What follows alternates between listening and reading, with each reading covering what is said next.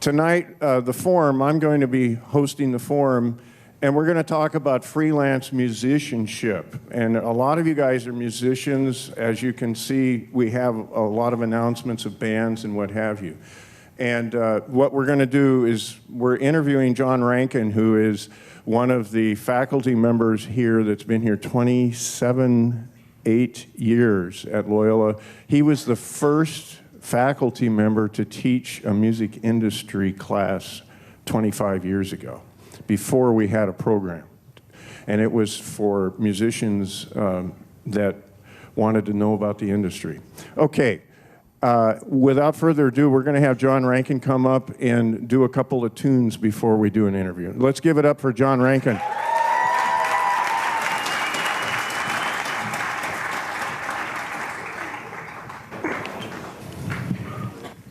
Is it on? There it is. Thank you so much for this opportunity to talk about me. After this, if you want to talk about me, we can do that too.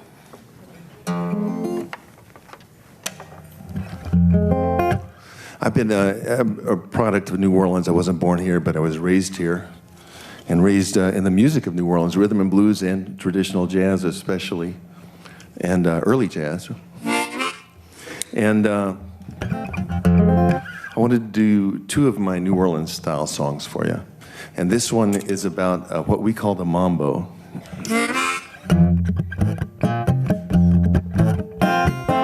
That's not a mambo for the rest of the world, but we call it a mambo.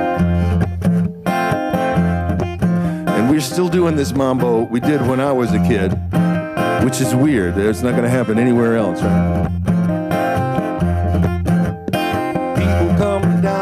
Spending lots of money, tour buses and fanny packs, thinking we look funny, taking lots of pictures, eating spicy food, drinking with the locals, getting in the mood, because they want to mambo, they want to do the mambo, they're here to do the mambo here in New Orleans.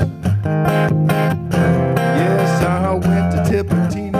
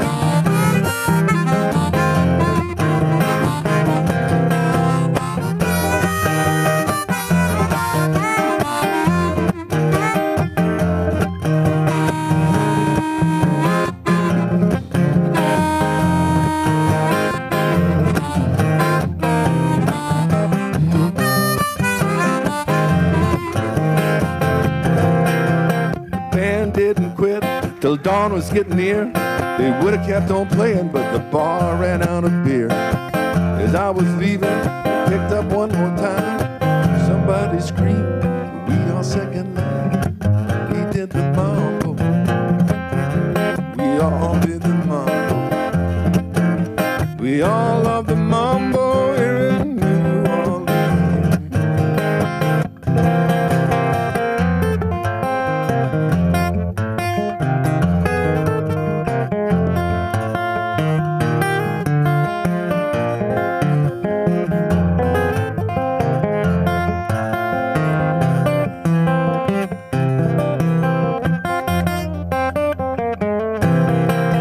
Some call us a city, we're really a small town.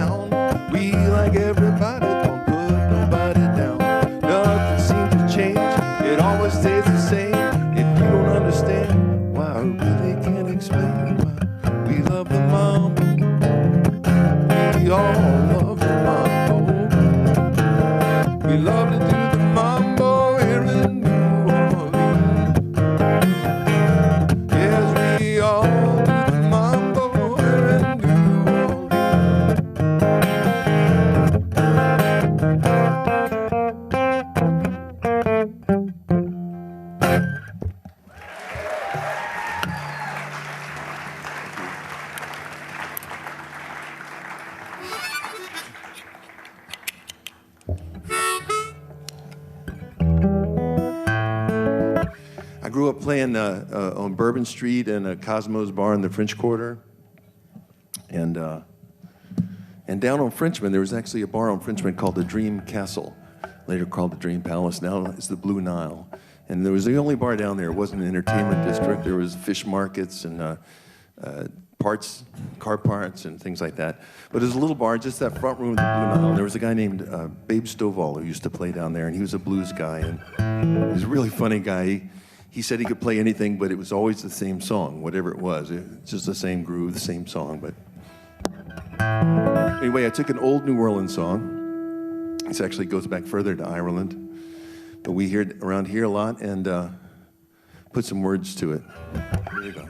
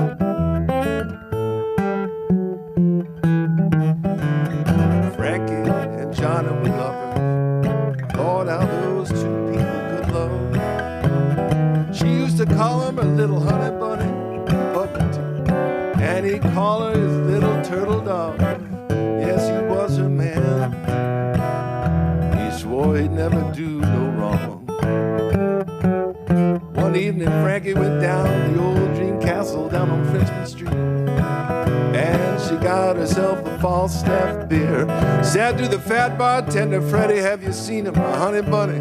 Lord, has that loving man of mine been here? Yeah, what a man, what a man.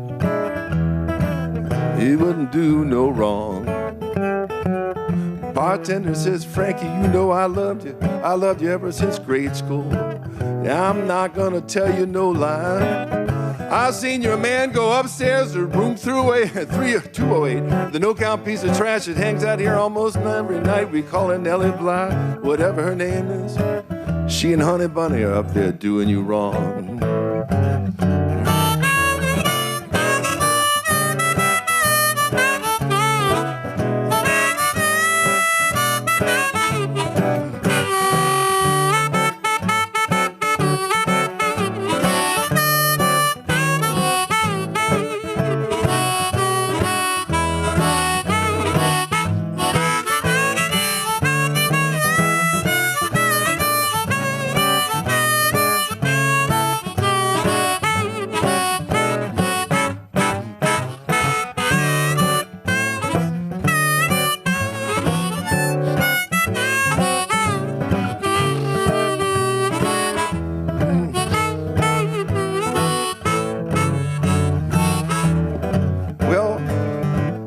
Took those steps two at a time till she got to the second floor.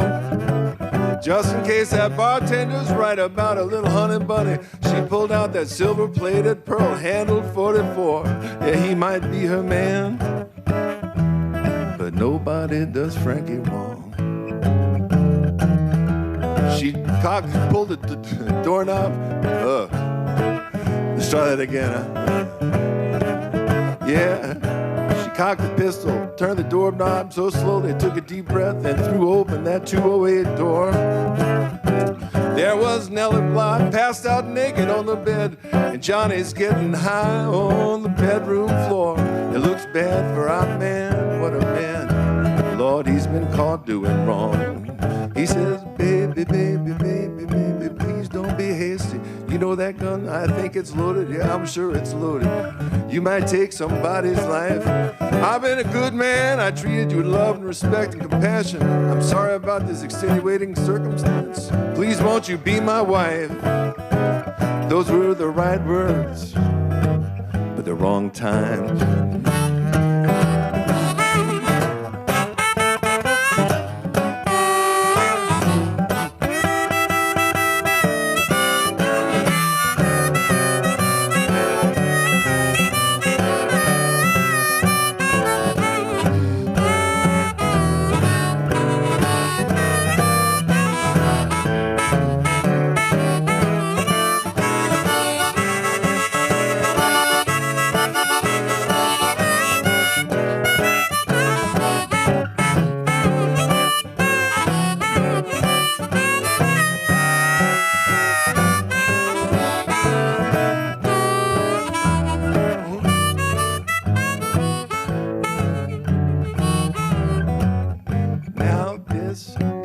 my story.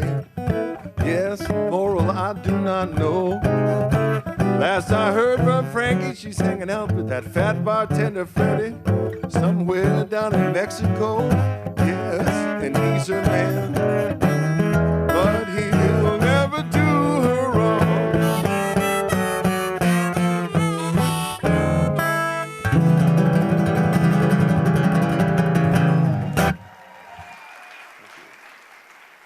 Thank you so much.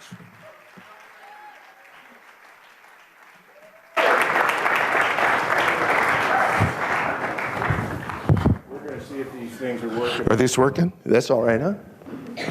Is mine working? I love it when you listen, you turn the head and everything goes away, you know? What? Mine's not working? It is? Yes, it's working. Oh, good. Cool. It's working. I am always amazed at John. We've known each other for 25 plus years, and we actually went to a couple of conferences back in the day when every university had bands playing almost weekly. And it started dying out right when we started looking for gigs. Timing is everything. NACA. NACA, National Association of College, something or other. Something, yeah. Anyway,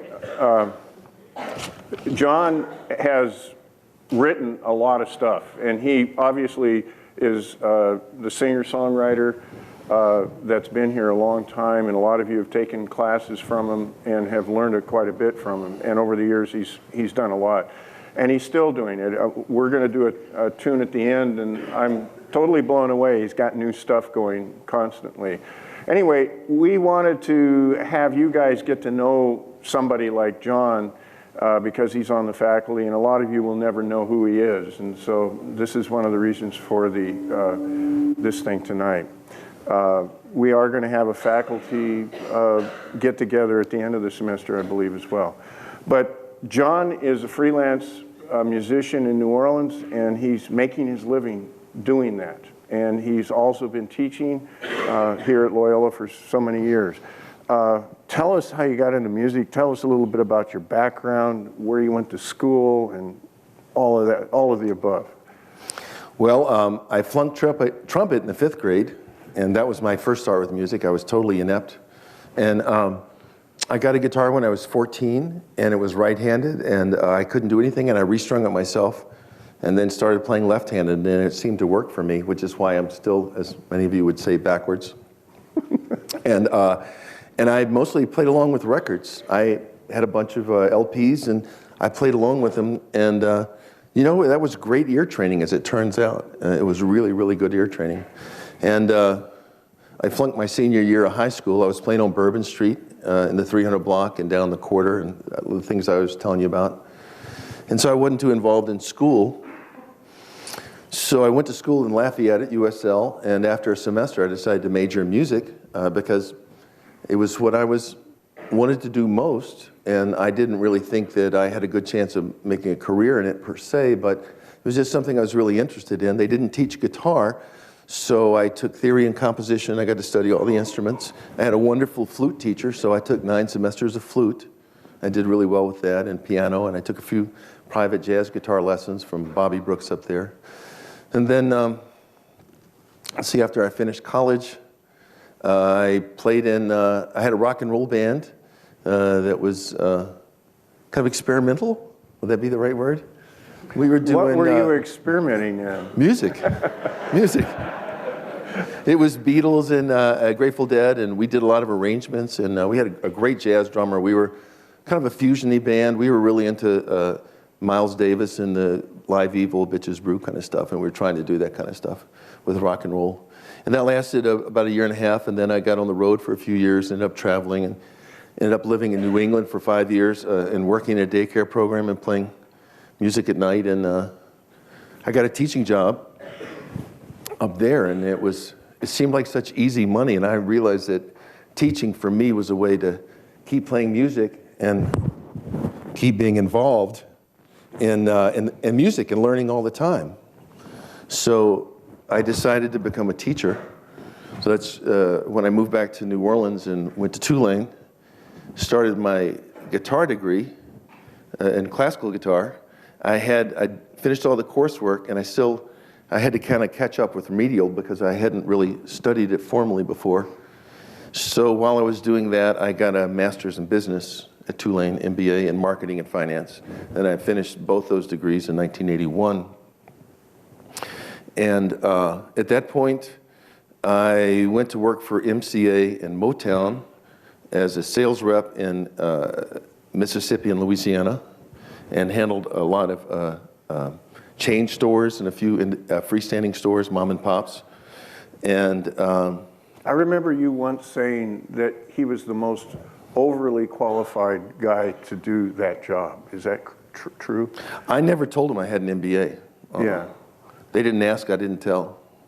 And this is in the days when record companies had local reps in almost every region, if not cities. And I don't think it's much of the case today. There's no stores to have a rep for. But, right. You know, I would go to a store and make sure the things were displayed right. And if an act was touring through, then we give them some tour support, ad support. And I would try and get end caps, which are the end of the aisles, you know, the little round things where people, you can sell a lot more records if they see it there or on the counter. So we'd fight for that kind of space by trading advertising dollars or giving free product. Or, you know, some major artist would have a boyfriend who thought he was a singer, so they'd try and push that record. It was kind of all the wrong reasons. Very rarely was it about the music, but it was a great experience. After that, I made an LP and called Something I Ate, of all original songs. It has a crawfish on the front of it, right? Yeah. And I distributed that through all my networks that I had known and was traveling regionally. And then I started teaching here in 1985. And I realized that I could make more money staying in town playing. Because I'm primarily, most people know me as a solo guitarist. And I play, you know, classical. Here I am, back in the mic here. I play all kinds of styles of solo guitar, basically what I call piano-style guitar. I try and reduce what's on the piano to the guitar. And so I go play a lot of private parties, and I still do a lot of that, where I make my best money doing that. You know, private party, I can be home in a couple hours and be back with my family instead of being on the road. So I made that decision when I started teaching at the university so much in '85 to stay local, to take all the best local jobs, to take a job that would keep me in public awareness, something that advertised, and do those things and for me, but also do these private parties and functions. So that's the freelance musician we're talking about. So I'll play, you know, guitar, banjo with the LPO when they need a part, or at weddings, or in, you know, all kinds of different groups. It comes up. Yeah, I was talking with Billy just a second ago, and he was talking about, well, let's go backwards. John and I are not, we weren't raised with the internet like you guys were, and what you guys are getting with Billy's classes and how to incorporate the internet. But John is able to do a local listserv more than anything, and not going nationally, or, you know, it's a local kind of thing. But there is a ton of work out there for guys like John that, and they can also read music and play gigs anywhere, and it's pretty healthy. Tell us a little bit about your MBA. Here's a guy that has an MBA and an MFA, and he's here, but tell us what it might have done for your career. Well, the MBA did a couple of things for me right away. The first thing I think it did was show me how people think in the rest of the world, how I can hear it going out when I turn my head. It's fine. The first thing it did was kind of objectify my relationship to the music business, that it wasn't a personal thing. It was about people are approaching it like business. They're not looking at you like a person. It's like a commodity or a product. And if you approach it that way, then your art is something different from your business. So it gave me a much more, I think, independent, objective viewpoint of what I was doing and where I was.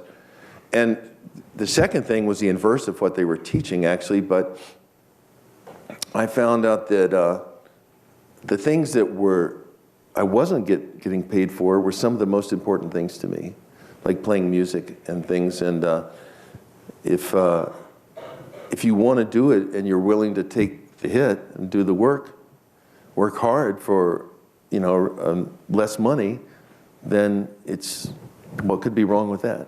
So that really helped me. Certainly, it helped me when I went out to the record business stuff and marketing myself. And also, I developed a plan to be a niche marketer because in New Orleans, when you look at the music business, the traditional bands, you either have like you guys in the indie bands are all for one, right? You have a bunch of people and you guys rehearse all the time. But if one person leaves, sometimes it's really hard to keep the group going. So solo is good because I make all the rehearsals. And it's not as much fun as playing in a group a lot of times. But the New Orleans music business, the traditional jazz things, which is where a lot of the tourist business is, and for many years the best money was in the conventions and that kind of stuff,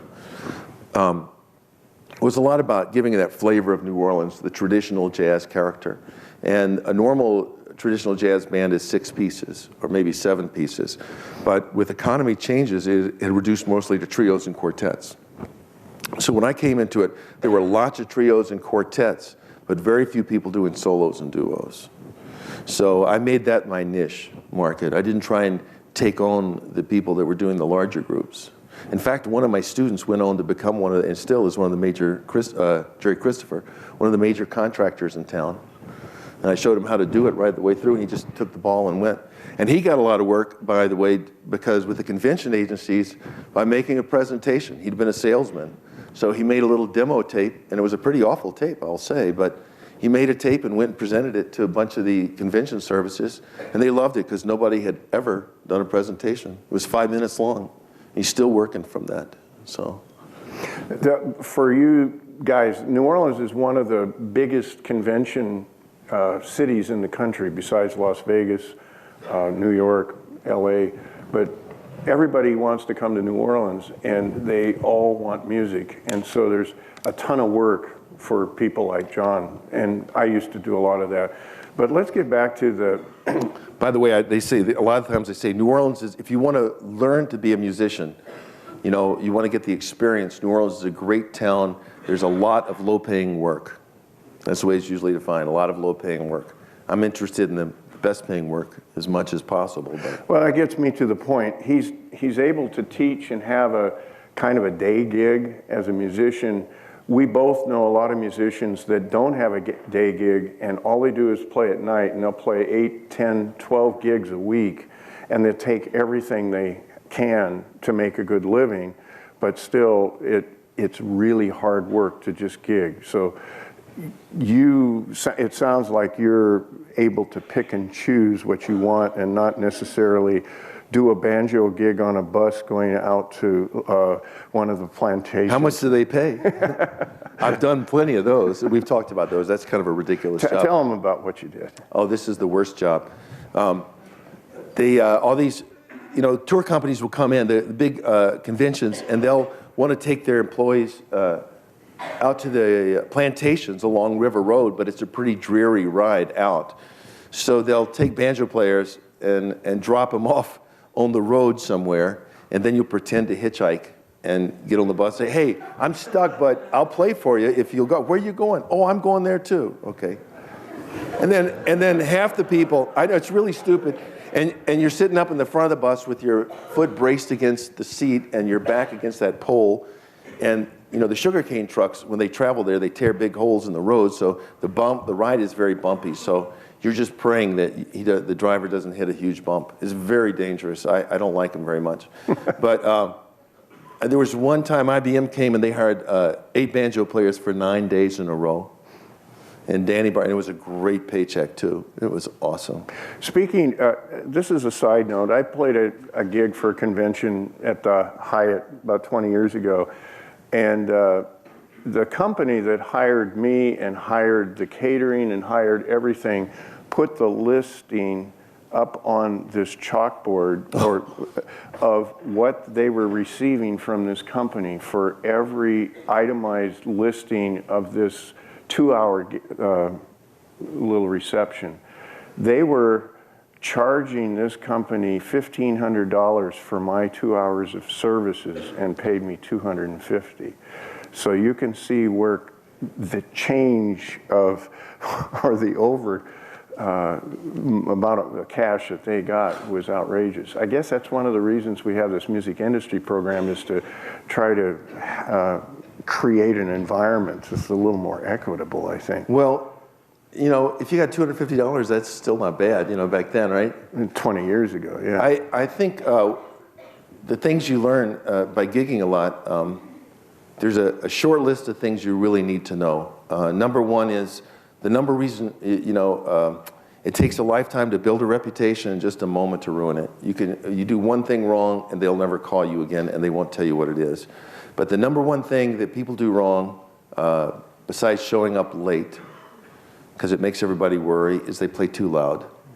And when you're playing an expensive party and they're paying you $500 or $1,000 or whatever to play for a few hours, then the main thing they want to do is talk. So you're there as kind of a piece of furniture or ornamental furniture. I mean, I know it sounds very cold, but you have to see it from their point of view, and that's what they want. They want to be able to talk.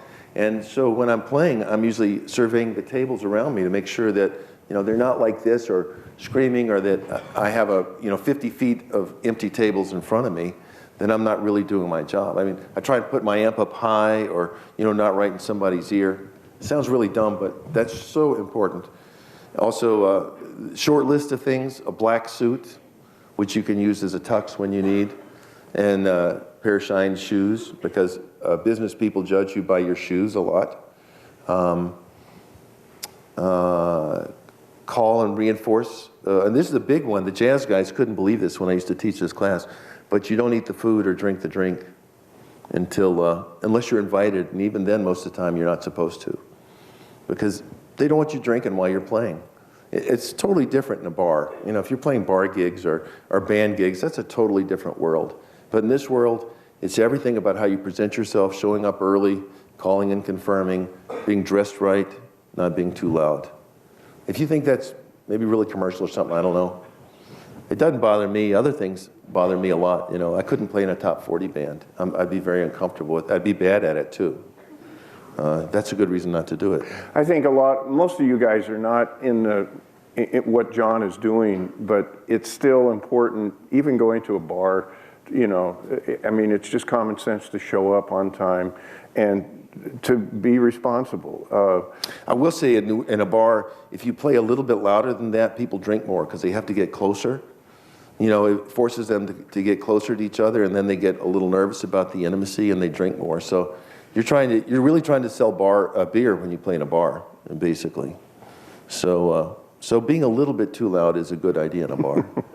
You have a number of CDs, and he's been working since his first LP a long time ago. Tell us a little bit about what you do as an independent, because a lot of you guys are in the process of making music. A lot of you advertise your music here. It might not even be a CD, but in the case of what he's doing, most of his product is CD, very little digital. Tell us about the process as an individual. What are you doing? How many do you have to start? Well, I have 4 CDs out, and they're all different. One is a solo guitar version of New Orleans music. Another one is all instrumental originals.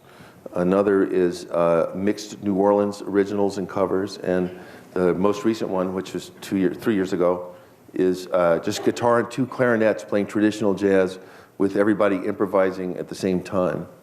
It's like 3 people playing. It's kind of like free traditional jazz. Jeff, you'd fit right in, man. Yeah. And that's really fun. You know what's fun about that one is that was the cheapest to make, and people love it because it's so much fun. And it goes really well with drinking, too. So that helps sell it. But what studios are you recording in? I'm very, very happy to work with Misha Kashkashishvili, an Axis studio, now Esplanade studio. And he's a great engineer, and he's a really fine musician. He's a taskmaster. He never rubber stamps anything. I mean, if it's not good, you're going to know it's not working. And also, we spend a lot of time fixing the sound. I think two things that a lot of CDs lack today. One is a nice graphic presentation of the cover. I mean, if you're going to talk somebody into buying a hard product, a lot of you probably don't even want to buy CDs because you don't have them and you're keeping your life simple. But to the people that do want to buy CDs, if the cover is intriguing and draws you in, I mean, that's just as important as the product. And for me personally, the quality of the sound, the fidelity of the sound is incredibly important. So we spend a lot of time with the EQs and really sculpting, and I spend a lot of time before I record setting up the microphones, basically. We spend as much time as we can getting the sound right, and then try and get the cut right on the first track when we play it. And I prefer to go live with separation. So if I have as many people as I can live to get the feel, and then we usually, if there's a band, we'll use a click track, play to a click track, put everybody in separate rooms so that we can edit it afterwards. I've known quite a few people have come to me as the interim. I'm kind of exposed to students more than I am when I'm just teaching. And a lot of them are asking, I've had about a half a dozen or so this semester ask, where do you go to get the CD stuff? And you know, most of the stuff you can do online, but how did you go about, you know, getting your product pressed, and who did you use for graphics and so forth? It changes all the time, really. I've used pretty much everybody to have it pressed. The cheapest is nationwide, I'll tell you that. If you're going to press something nationwide, you can usually save $500 or $600. But some of the bigger outfits, like disc makers, they have a convenience package where they get digital distribution for you and you know, walk you through whatever they can. So I've had good service with all of them. I honestly can't say any of them are bad. And Diana Thornton did the last cover because she has a lot of experience. There's some things that people always get wrong. I mean, after you buy a CD, it's sitting on the shelf, all you see is the spine. So to me, having the spine very readable and as big letters as possible is really important. And the guy who did my first 3 CD covers, always talking to him about it, we were always working on deadlines, and he never really got it right. So good luck with that. Tell us about your mom, because she was an icon. No, I'm serious. She was an icon. I love my mother. No. She was a great woman and a real lover of New Orleans music. And Sandy knew my mom. My mom was of New England heritage. She married kind of a country North Carolina football player who turned into a colonial historian, and we moved here so my dad could teach at Tulane. The job paid so poorly that they promised her a job, and the first thing that came up was the jazz archives, the William Ransom Hogan Jazz Archives at Tulane, which started as a oral history project in the 1950s. So there were 3 people. My mom was the 4th. She was kind of the glue that held everybody together. So they would go to second lines and brass band funerals and nightclubs where bands were playing and keep track of who played, what songs they played. Then they did interviews, like one of the I used a lot was Johnny St. Cyr, the banjo player, with the Hot 5 and Hot 7 of Louis Armstrong. They did a bunch of interviews, and he talked about his style and stuff, and my mom would type the interviews and did all that stuff. So she was really involved in those traditional jazz circles. So I went to lots of, you know, red beans and rice parties in backyards and second lines and brass band funerals and a lot of cultural things in the Preservation Hall. Even though I really wasn't involved with the music at that point, I'm much more involved with it now, but I was introduced to that culture at a very young age. And then the Jazz Fest started in the 70s, and when they wanted somebody local, they went to the Jazz Archives, which is where Quint Davis and Allison Minor were working. And they were very close friends with my mom. So as soon as they went on board, which I think was the 2nd or 3rd year, she went over and volunteered. So she was the first volunteer at Jazz Fest and volunteered every year till she died in '98. In fact, in 1976, I was in New England. She called me up and said, "You got to come see this festival. It's really growing." And I'd been to the first one, and it was nothing. So I said, yeah, I'm kind of broke. She said, "I'm going to give you a ticket." So she flew me down here, and that's ultimately what got me back to New Orleans. It was so amazing, and there was a tremendous fusion of jazz and rock and roll and rhythm and blues at the time between black and white cultures. It was an amazing time. I don't think we've really repeated it, but it's the first time I heard Johnny Vodakovich and Henry Butler, Snooks Eaglin, and at nights they had, I saw Dizzy Gillespie and Bobby Blue Bland, B.B. King, Keith Jarrett, McCoy Tyner, and just on and on. I had free tickets to everything, and I thought, well, this is the best playground in the world for a musician. And it is, by the way, still. So after that, WWOZ started in 1980, and I was working, by that time I was working for MCA in Motown. And MCA re-released some of their early jazz recordings, and I got hold of some copies and took them to WWOZ and saw it. And I called my mom up and said, "You should volunteer for these people because they really need your help." And they were above Tipitinas at that time.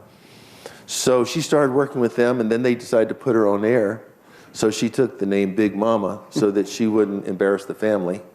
And she had a show from 1981 to 1998. Wow.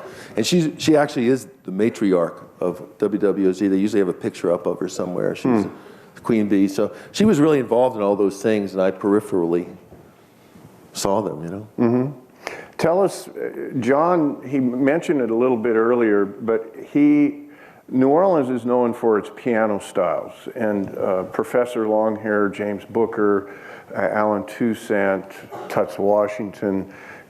Tell us how you transform this piano sound into your guitar.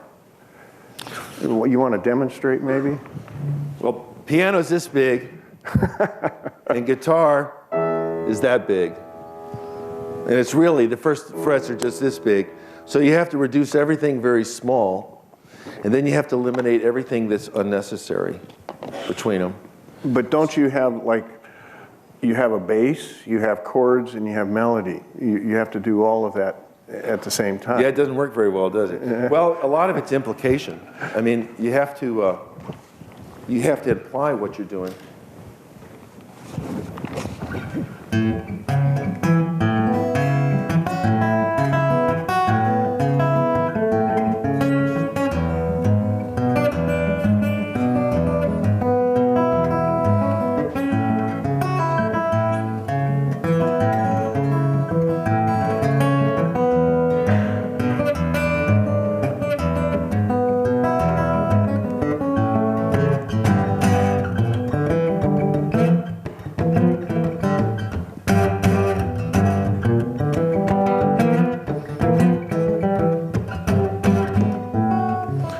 From there, I go, going from that, like the bass line, 1, 2, 3, 1, 2, 3, 1, 2. And in New Orleans, we rush the speed a little bit instead of, we push it, right? So the main thing for me as a solo player, and this is different from most guitar players, is I keep the bass line going no matter what. So the thumb of this hand is the left hand of the piano, but it has to combine with this too. And then the next thing is the melody, and then whenever there's a blank space, I do some rhythm or fill it in. That's basically it. So the bass line, the melody.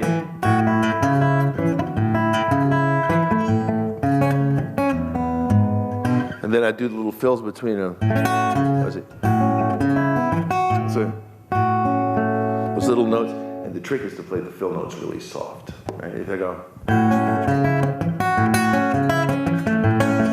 But if I play those notes soft, you hear them, but you don't think about them.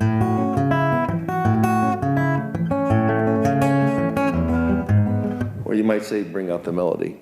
Cool. So you have to find out what one of my students called is the money notes. You have to find the things that have to be in there for people to be satisfied that you're doing everything. And then it's like a little magic trick. You just have to make it an illusion, really, not a magic trick. Either. That's what I think. Am I on? Can you get me back on, please? Could you turn him on whether or not we should do it, or? Anyway, we're going to have John play one more tune before we go, but we want to open it up to questions right now. If anybody has any questions for John on his playing, on what he's doing, anybody at all, we welcome your comments or anything. No? Yeah. What were some inspirations for you for Nellie stuff? Like for Nellie guitar? Inspirations is the question. Piano players. Really, piano players. There's so many. I mean, I wouldn't even know where to start. New Orleans, Henry Butler, James Booker, things. But I mean, if you model after piano players and reduce what they have. But in New Orleans, Snooks Eaglin was the most amazing guitarist. He was an incredible entertainer. He died about 3 or 4 years ago. Anybody here ever see Snooks before your time? Wow, you just missed it.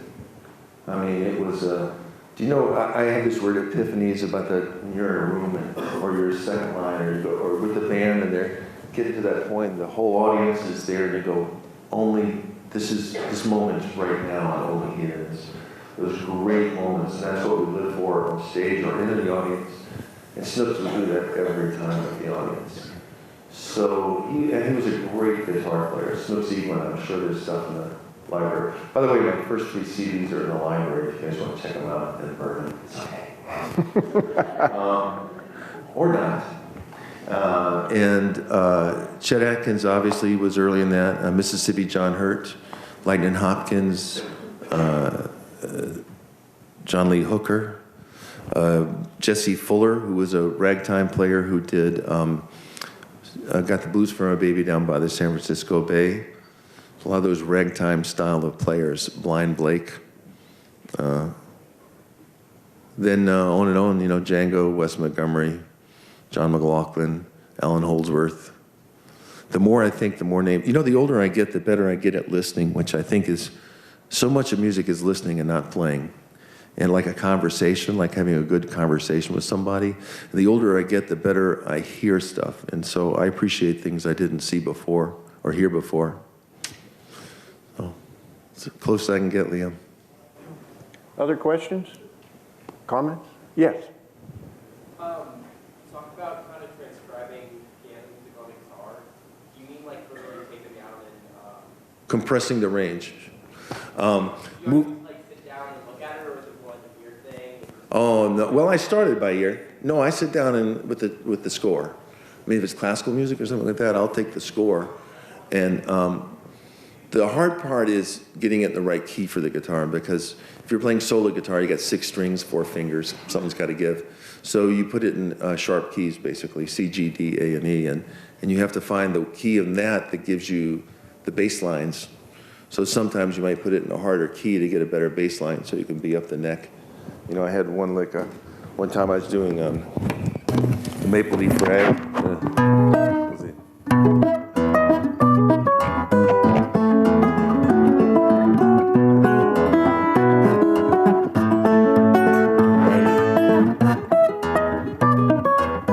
So just look at that. Get that one bass note. That was the key, and that was in A flat. So writing it in E.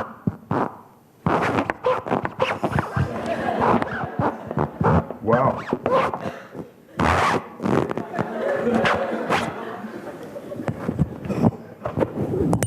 That's this one. Could you turn off my lapel mic, please, or I'll do it or whatever. Thank you. Not that one, the other one. This one? Oh, there we go. So yeah, I have some pieces. I have a ragtime piece that transcribed well.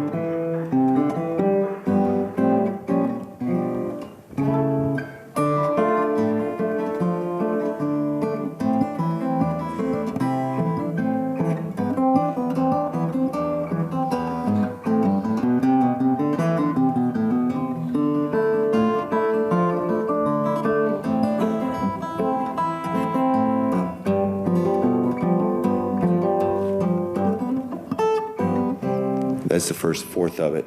But to make that work, there's a couple of bass notes. I had to move the bass up an octave. So then I lost some of the middle voices, and Scott Joplin's really hard at that because he'll have a whole chord there. So I get the bass note up an octave, and then I might only have room for one note, you know? So instead of, I'd go, right? And then if I had, if the melody wasn't there, then I'd fill in more to make the chords sound fuller. So that's what you have to do. You have to find out what notes you can get rid of, where the doublings are and the duplications. It's a really good way to learn, actually. Thanks for that question. I think we're almost out of time, so John and I, we've done a lot of dual stuff together, and this is a new tune for me, and we'll end with this. And anybody can come and talk with John afterwards if you wish. So, Can I tell you about this tune? What's that? Paul Sanchez is a good friend of mine. He's the songwriting students that I know. He comes and talks to our classes. He's very much an inspiration for me, and we traded time for long, and then we started writing songs together. And this one is about a year old, and we were, I had a bunch of lines I'd written down in the car about young women, ooh-wee. And we were just talking about that, and we were talking about James Taylor and stuff, and we wrote this song in just a few minutes. It was great. We talked for about 2 hours, and then we wrote the song just really quickly. I love this song. It's called Ridiculous.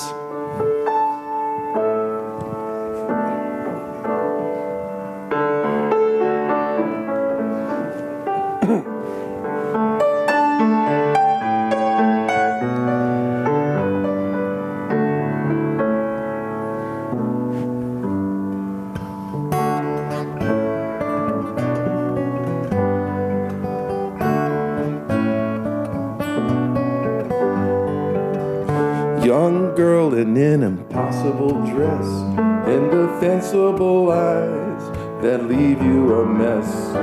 Cocooned in a Mini Cooper, drove her like she stole it.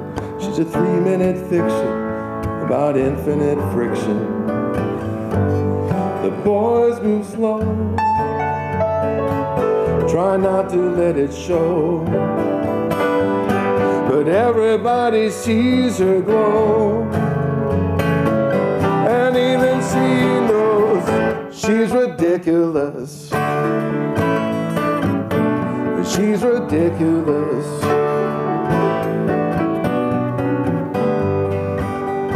Young man, make up your mind. She'll be gone in a wink of another man's eye. You're waiting for a moment, it's already here. Sometimes gets wasted on too many fears. The boys move slow, try not to let it show, but everybody sees her glow. And even she knows she's ridiculous. She's ridiculous.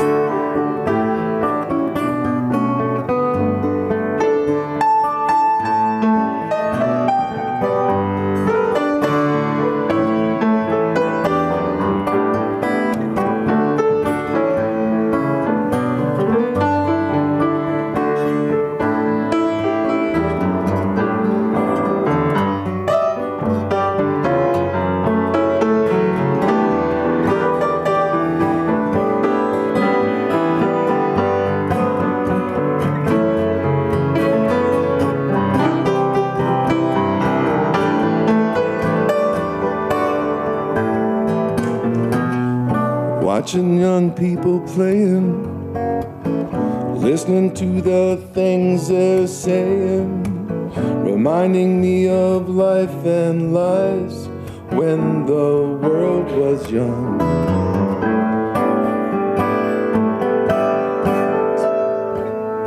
Laughing like the old man I am. Well, I remember the game, but I have a different game plan. Mrs. Ridiculous is waiting at home.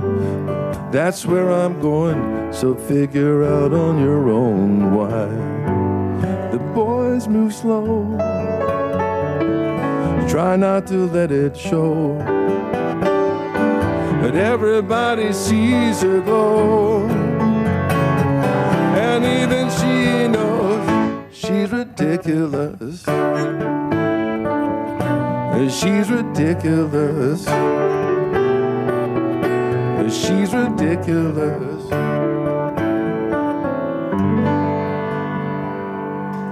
Thank you.